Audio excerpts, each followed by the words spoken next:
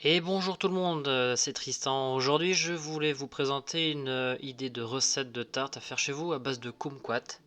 La progression de la pâte sucrée, je ne la montrerai pas. Je vous mets un lien sur une vidéo que j'ai déjà faite là-dessus. De cette façon, je vais passer tout de suite à la prochaine étape qui s'agit donc du confit de kumquat.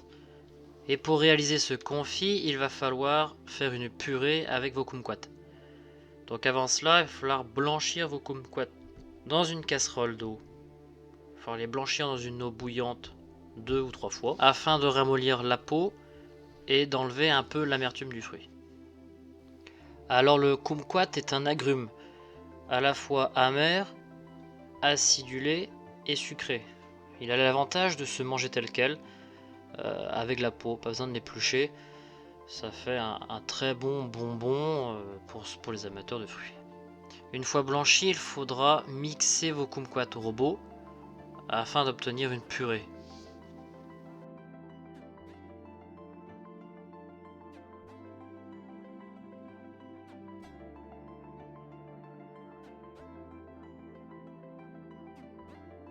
Si vos fruits sont bien mûrs, vous n'aurez aucun problème à les broyer.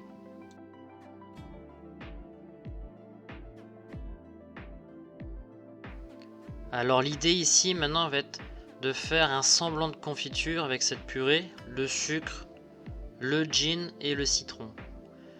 Donc il va falloir faire chauffer cette mixture et de faire épaissir en même temps à l'aide des pectines existant déjà au sein des kumquats. Dans le même esprit qu'un jus de cuisson qu'il faut réduire.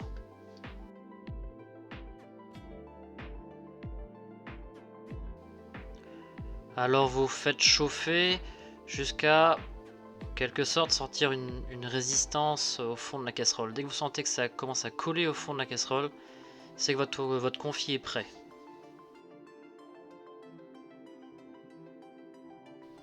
Deuxième étape, maintenant la panna cotta. Alors la panna cotta, il va falloir faire une infusion avant ça. Comme nous utilisons une vanille fraîche, pour obtenir le plus de goût possible, il va falloir faire une infusion avec le lait, la crème et la vanille.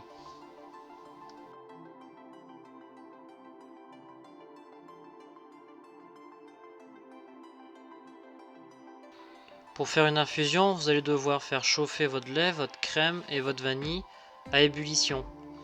Ensuite, vous éteindrez votre gaz et vous attendrez 15 minutes.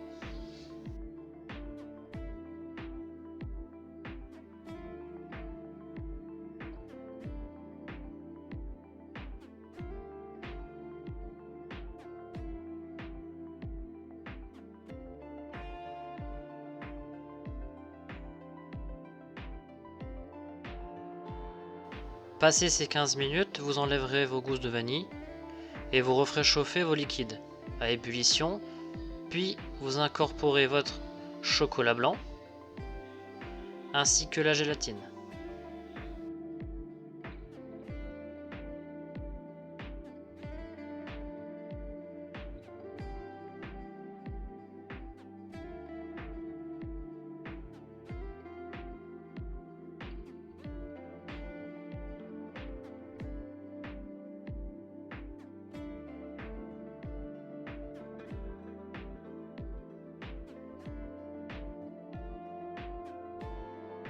Une fois le tout bien fondu, ajoutez votre mascarpone.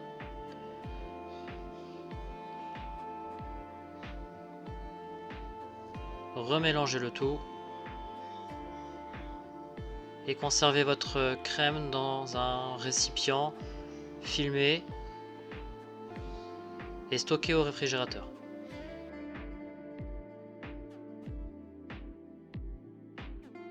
Dernière préparation, le cheesecake. Vous ferez chauffer votre crème avec la moitié du sucre en poudre. L'autre partie servira au jaune d'œuf. Faites dissoudre le sucre dans votre liquide. Ajoutez ensuite les jaunes d'œufs dans la deuxième partie des sucres en poudre que vous mélangerez jusqu'à blanchiment.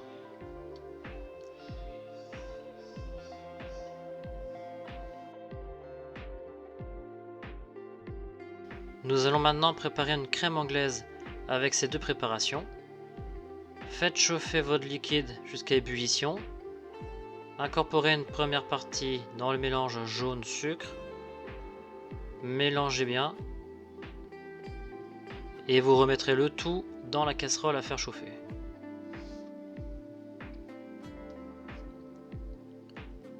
Ici, il ne faut pas faire bouillir le mélange, juste l'épaissir.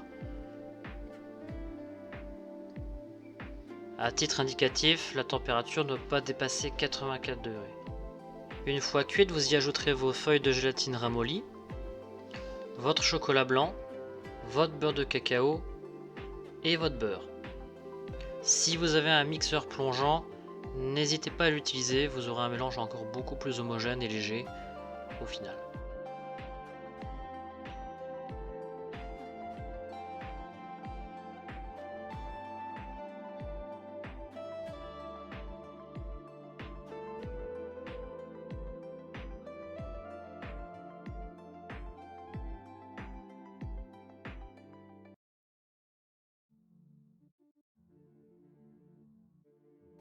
Alors suite à un problème technique, je ne pourrai pas vous montrer la fin de la progression du cheesecake, mais une fois après avoir mixé votre mélange, vous coulerez en fait cette préparation dans un cercle ou dans un récipient ayant le diamètre un peu inférieur de la tarte.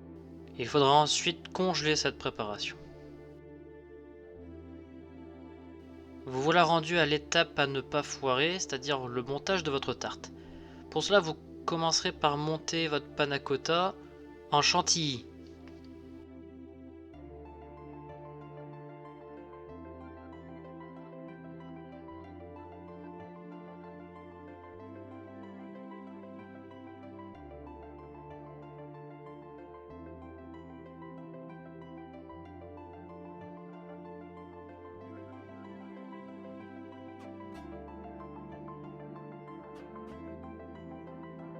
Une fois bien monté, vous le réserverez au frigo en attendant de l'utiliser.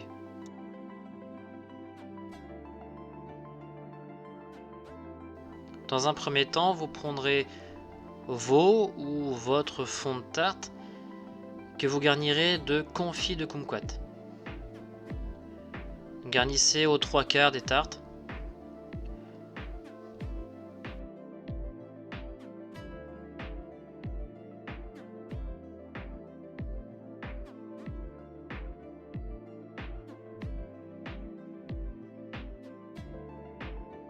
Vous garnirez au ras-bord de vos tartes la panna cotta que vous avez montée en chantilly.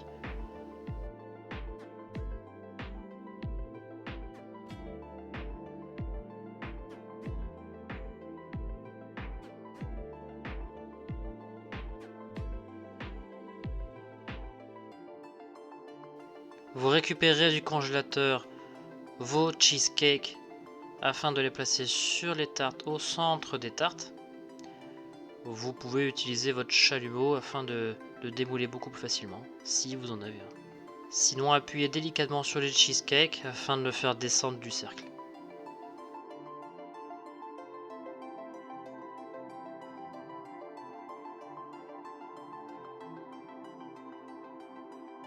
Avec le restant de votre panna cotta monté, vous réaliserez une jolie bordure tout le long de vos tartes. Moi j'ai choisi cette solution, vous pouvez très bien faire des points tout autour de vos tartes, comme je ferais sur la petite par exemple, sur la tartelette.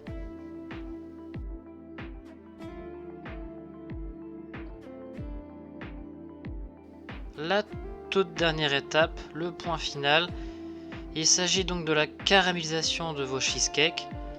Pour cela, vous parsèmerez de cassonade le dessus de vos cheesecakes que vous brûlerez à l'aide de votre chalumeau. Veillez à ne pas non plus brûler trop près de votre panna cotta, sinon vous la fondrez.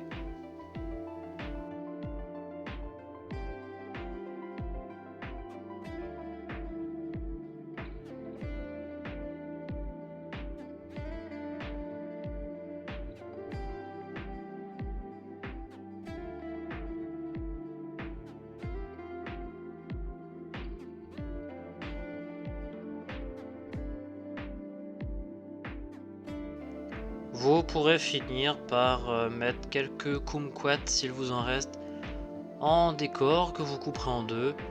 Ça fera joli, ça apportera de la couleur à votre tarte. Ainsi s'achève cette recette, j'espère que vous avez apprécié. Moi j'y ai pris beaucoup de plaisir en la faisant. N'hésitez pas à me suivre pour découvrir de nouvelles recettes. Abonnez-vous et à la prochaine!